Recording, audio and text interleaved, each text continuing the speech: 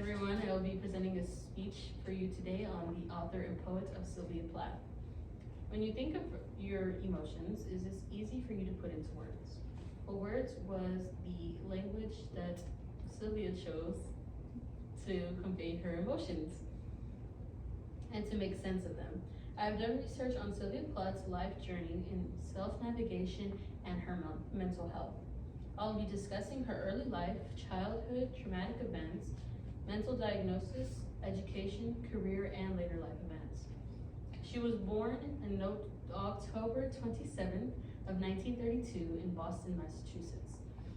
Her and her younger brother Warren grew up near the north part of Boston, near the ocean.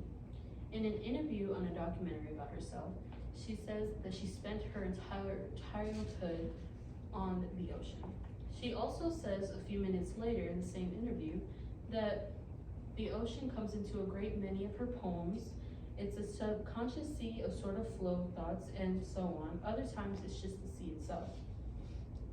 When she was asked about her childhood, she would say that she didn't have a very happy adolescence.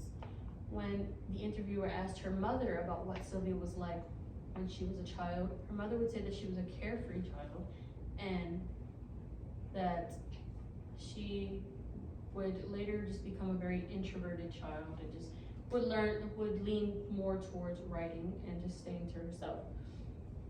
This would be because she lost her father when she was only 8 years old.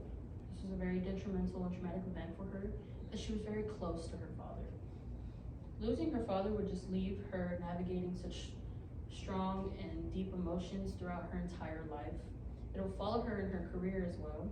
In Sylvia Plath, Spying Suicidal, states that she shows her bipolar disorder by detailed references from the two primordial relationships that marked her effectively and her entire existence. This is referring to her relationship with her mother and her father.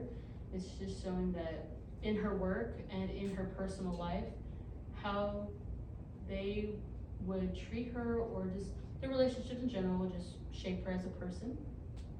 She writes a poem of her father titled Daddy, and she also writes a poem of her mother in the Colossus.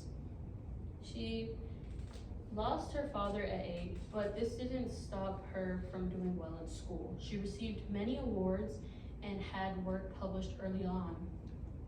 And in 17 magazine, she had a short story published, And Summer Will Not Come Again. In Christian Science Monitor, she had her poem Bitter Strawberries published, according to Sylvia Plath, Sarah Ann McGill's.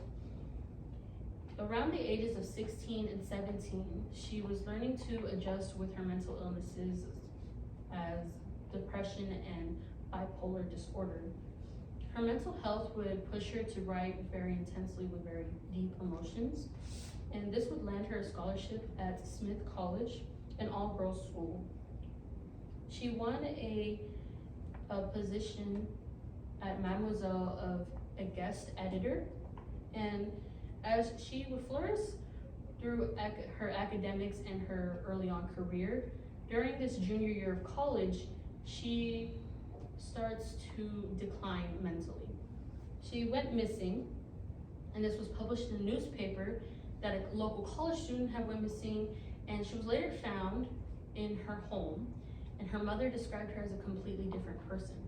She says that Sylvia was reading Freud's abnormal psychology, and that she felt that a lot of the symptoms that he would describe applied to her, and that she felt. She tells her mother after she gains her consciousness back that her attempt at suicide at the age of 20 was her last act of love. She also writes about this suicide attempt in her poem titled Daddy, saying, trying to get back at him at 20. This shows that the death was really detrimental and very traumatic. It stuck with her through her life and just through her work. She was hospitalized for 6 months, and she received electroconvulsive therapy, which is pretty tough. She would write in her journals that she was very convinced the only way she would receive any type of love or any meaning in life was through her writing. That was according to the Flying Suicidal. She would complete college and receive her undergraduate degree in 1955. She's 23 at this point. After that, she receives that degree, she will also receive a Fulbright scholarship at Newman College to study in Cambridge, England. This is found in the documentary and in the Sarah and McGill article. This is where she meets Ted Hughes in 1956. She mentions him in her writing and describes him as very handsome and very smart. She falls in love with him, they date for 4 months, and then get married. After they get married, they move to America in 1957, where she returns to Smith College to teach. She teaches English there for 1 year, and then they move back to England but in 1958. But they don't go to London, they go to a small village, Denvin, where 2 years later, she'll give birth to her daughter Frida in 1960 of April. In the same year, she'll publish her collection of poems, The Colossus, and in 1961, she'll publish her first novel, The Bell Jar. She experiences a miscarriage, unfortunately, but within the following year of January 1962, she gives birth to her son, Nicholas. She would wake up early before she'd have to, get the kids ready and feed them and just get her day started of being a wife and a mother so that she could write. Her depressive episodes were becoming more prominent and just very deep. And she would describe these episodes as if a great muscular owl were sitting on my chest, clenching and constricting my heart. 6 months later, after giving birth to her son Nicholas, she finds that Ted was having an affair. This would cause her to take her 2 children to a flat in London, England in the fall of 1962. Now that she is a single mother and very depressed, she's still writing. She continues writing, and in her work during this time, you can see her highs and lows of her emotions from her bipolar disorder. She has 2 personas, a triumphant Ariel, and then the darker self that would push her into the perfection of death. She would continue writing with the intent of publishing again, but she will not be the one to publish her work or see it flourish, as she'll commit suicide on February 11th of 1963. Ted will be the one to publish her work after death, and 2 of the works that he published would be Winter Trees and Crossing Water.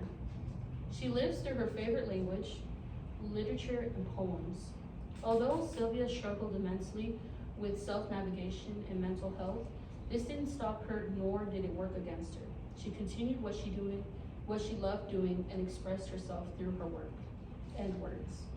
Thank you everyone for listening to my speech today.